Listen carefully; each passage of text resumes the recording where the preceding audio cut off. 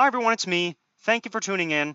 Glad to have you. Week 3 of the 2024 through 25 NFL season is in the books, and today I'm going to preview and predict the winners of each game in Week 4. But before I do, first I will recap my picks from Week 3. I was hoping to have a bounce back week last week. Instead, it was even worse. I went 6-10.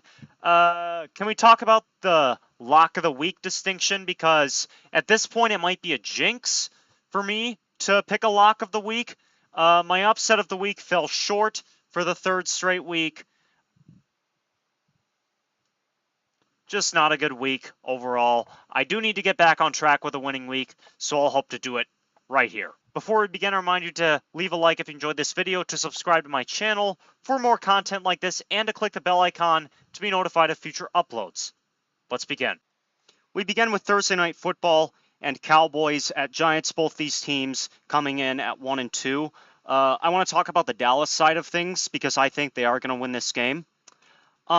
This is an absolute gotta have it. Of course, they're 1-2, and you don't want to fall to 1-3. They've lost 3 consecutive home games after winning 16 straight at home. And after this game, they have Pittsburgh, Detroit, San Francisco, Atlanta, Philadelphia, Houston. That is a rough stretch. You cannot go into that stretch 1-3. I don't know how they're going to fare in that stretch, but I am going to pick them to win this game, seeing as they absolutely cannot afford to lose it, and they always dominate the Giants. And I don't think the Giants are good, even though they beat Cleveland last week. Next up, we go to the Sunday 1:00 p.m. slate with Vikings at Packers. Both of these teams with winning records in the NFC North. The Packers have really surpassed my expectations since Jordan Love got hurt. I thought they were in the shitter with Malik Willis, but they've won 2 in a row with Malik Willis, and they're treading water at 2-1. The Vikings, on the other hand, completely flabbergasting 3-0. As a Vikings fan, I'll say that I'm very happy that they're 3-0, but man, did I not expect that. I think that both of these teams are good. They have very smart, young offensive coaches. I think this is going to be a good game. Typically, the Vikings and the Packers split, and it usually goes like this, where the Vikings win the game earlier in the season, hence this game in Week 4, but they tend to get curb stomped by Green Bay later in the season. So since this is the early season matchup, I think Minnesota is the better team right now. I think they have the better quarterback and, at this point, the better defense. So I'm going to pick Minnesota to win. Next up, we have Jacksonville and Houston. Houston coming in at 2-1 and Jacksonville coming in at 0-3. Jacksonville, I have no words for the Jaguars. That was public execution in a game that they absolutely, positively had to win. They're 0-3. You don't come back from 0-3. Houston also got embarrassed last week by the Vikings. They're back at home. They're very clearly a better team than the Jaguars. They've had a lot of success against the Jaguars in recent years, so I think Houston's clearly the pick here. Up next, we have the Steelers and the Colts. The Steelers, surprisingly, at 3-0 with Justin Fields. They look really good. That defense looks incredible, and of course, TJ Watt is a monster, as he always is. The Colts, on the other hand, got a needed win last week against the Chicago Bears. They come into this game at 1-2. This would be a nice game to have as well. Pittsburgh, good for you on your 3-0 start. I think Pittsburgh's going to be good this year, but I do think they're going to have a loss at some point, and I think that loss is going to come this week. I think the Colts' running game is really good. The Colts looked good last week against the Bears. They're at home again, so I'm going to pick the Colts to win here. Up next, we have the Broncos and the Jets. The Broncos, impressive win last week in Tampa Bay, 26-7. They get a needed win. They're 1-2. The Jets, on the other hand, have won 2 in a row, albeit against probably the 2 of the worst teams in the AFC after getting dog-walked by San Francisco in Week 1. The Jets have a pretty tough 3-game stretch coming up, so this would be a nice game to have. I think they're going to have it. Bo Nix looked good last week, and I give credit to Sean Payton for helping to bring out what we saw in Bo Nix last week. But this Jets defense is way better at home, and they tend to tee off on the Bo Nixes of the world. So give me the Jets here, and I don't think this game's going to be particularly close. Up next, we have the LA Rams visiting the Chicago Bears, both teams coming in at 1-2. The Rams stole a game from their daddies, the 49ers, last week, 27-24. Huge win. They had to have it. They saved their season. They're 1-2. Chicago, on the other hand, have lost 2 straight, lost to the Colts last week, and their offense, now, they might improve as the season goes on. I wouldn't be surprised if they do, but right now, this offense and Caleb Williams in particular look broken. I think a big part of the problem in Chicago's Matt Eberflus, I think he goes right in the Dennis Allen, Robert Saleh head coach's bucket, and I think Professor McVay is going to school Eberflus in this game. I think it's such a coaching mismatch. The Rams have a much better quarterback right now. For all of those reasons, I like the Rams to win here. Up next, we have Tampa Bay and Philadelphia, both teams coming in at 2-1. Tampa Bay shocked and embarrassed at home last week against Bo Nix and the Denver Broncos. The Eagles, on the other hand, beat the red-hot Saints in Louisiana. As I said, the Bucs were embarrassed last week. I think that they're going to come out looking much better this week. Tampa Bay has won 3 of the last 4 meetings against Philadelphia. So I like Tampa Bay with a bounce-back win here. And I'm going to call this the upset of the week. Next up, we have an NFC South matchup with the New Orleans Saints at 2-1 visiting the Atlanta Falcons at 1-2. Of course, the Falcons lost to the Chiefs last week in a close one. The Saints, on the other hand, after a scorching hot start to the season, a measly 12 points at home against a shitty Philadelphia Eagles defense. Not good. I think these teams are going to end up ultimately splitting. Atlanta's at home here. I think they need this game more. I don't think they can drop to 1-3. I think if they drop to 1-3, it'd be super hard for them to overcome. Raheem Morris has little to no track record as a head coach, but I do trust him more than Dennis Allen, which that should say a lot about Dennis Allen. And I don't think the Falcons are going to fall to 0-3 at home. So give me the Falcons to win here. Up next, we have the Cincinnati Bengals at 0-3, visiting the Carolina Panthers at 1-2. I'll start with Cincinnati. If they were in a big hole initially at 0-2, well, they're in an even bigger hole now at 0-3, having just lost at home to Jaden Daniels and the Commanders. I said that last week was an absolute gotta-have-it game for them. And now this week is pretty much win or your season's over. I do not think Cincinnati's bad. That defense looked rough against the Commanders. The Panthers, on the other hand, beat the Raiders in Vegas. I mean, I don't really care about that. Cincinnati, I don't think Cincinnati's bad. I think they're a way better team than Carolina. Cincinnati wins here. I'm trying to go through these rapid fire today. We move on to 4:05 Eastern. Patriots visiting the 49ers. I'm not going to go into too much detail here. The 49ers, even though they have some injuries, absolutely have a major talent advantage in this game. They 100% need this game. The Patriots are god-awful. They're every bit as bad as I thought they were. The win in Cincinnati in Week 1, at this point, obvious smokescreen. So the Niners are going to win here. And even though I'm 0-3 on my lock of the weeks thus far, I'm feeling this one this week. If the 49ers lose this week, Niners fans, you can blame me.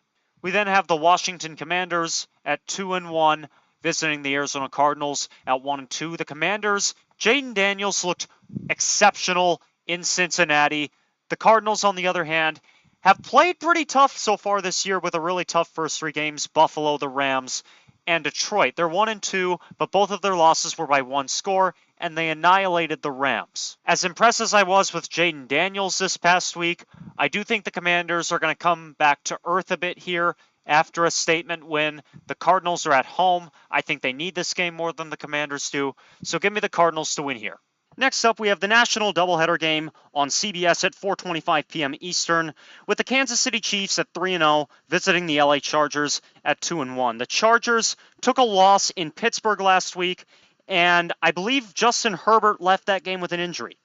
Not good. The point spread for this game, it opened up as the Chiefs being 4-point favorites. After the game, that spread ballooned to 9, so that can only mean one thing. Vegas does not think Justin Herbert's playing in this game. Do I think he's going to play in this game? I have no idea. I think it's totally possible he plays. I think it's totally possible he doesn't play. Regardless of whether or not Justin Herbert plays, I know this. Patrick Mahomes in his career, believe it or not, has never lost a game in a dome. Of course, SoFi Stadium is a dome. Patrick Mahomes has only lost 1 divisional game away from Arrowhead Stadium. That was last year when they laid an egg. I think Patrick Mahomes had the flu in that game against the Broncos. Like the Rams, the Chargers tend to not have a real home field advantage, especially when they play the Chiefs. So give me the Chiefs to win here. Next up, undercard, 2 Chiefs-Chargers, the Cleveland Browns visiting the Las Vegas Raiders. Both teams coming in at 1-2. The Browns lost a home game to the Giants, and the Raiders losing a home game to the Panthers by multiple touchdowns. I don't think either of these teams are any good. I think that this game's going to be pretty terrible. Deshaun Watson versus Gardner Minshew, that's a bad quarterbacking matchup. I don't think this Cleveland team really wants to play for Deshaun Watson anymore. He is a complete shell of himself. I don't think Houston version of Deshaun Watson is ever coming back.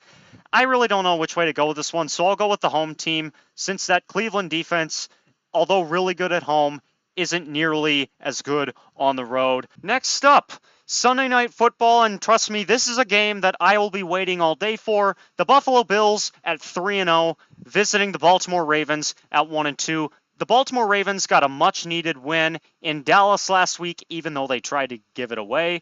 The Buffalo Bills, on the other hand, are dominating.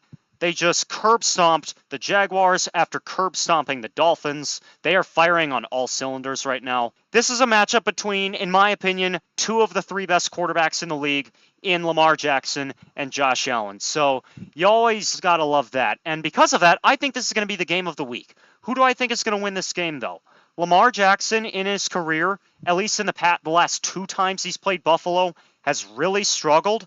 In his last two games against Buffalo, he has one passing touchdown to 3 interceptions. The last time these two teams played 2 years ago, the Ravens were up 20-3 and melted down, getting outscored 20-0 the rest of the way, losing 23-20. I still have concerns with this Ravens defense and the loss of defensive coordinator Mike Macdonald. As I said, they felt like they tried to give that game away to Dallas last week as they let up 19 points in the fourth quarter. I think this is going to be a pretty close game throughout that the Bills take in the fourth quarter for that reason. So put me down for a Bills win in the game of the week. Next up, we go to Monday Night Football and the early candidate for the worst primetime game of the year. My God. The 0-3 Tennessee Titans visiting the 1-2 Miami Dolphins. Both of these teams are absolutely terrible, and both of these teams, I cannot trust their quarterback at all. Will Levis versus Skylar Thompson in all likelihood.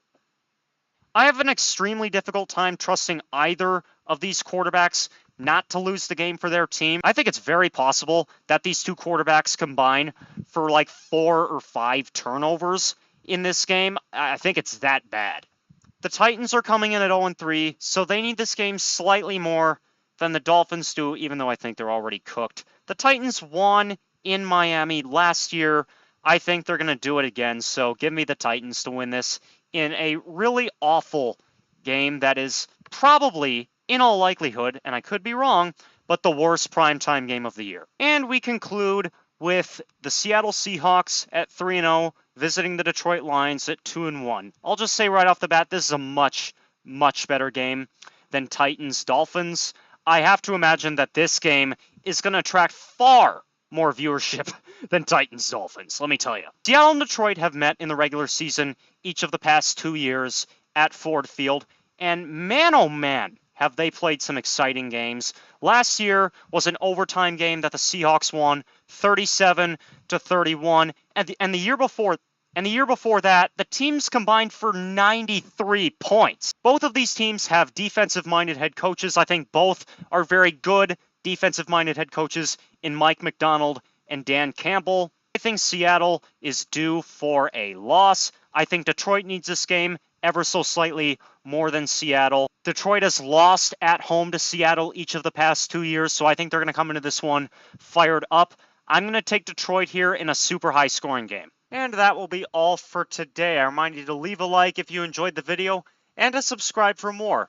Also, to sound off on the comments telling me what I was correct about, what I was incorrect about, and how I can improve these videos in the future. I appreciate the feedback very, very much. Thank you again for tuning in, and I will see you all again real soon.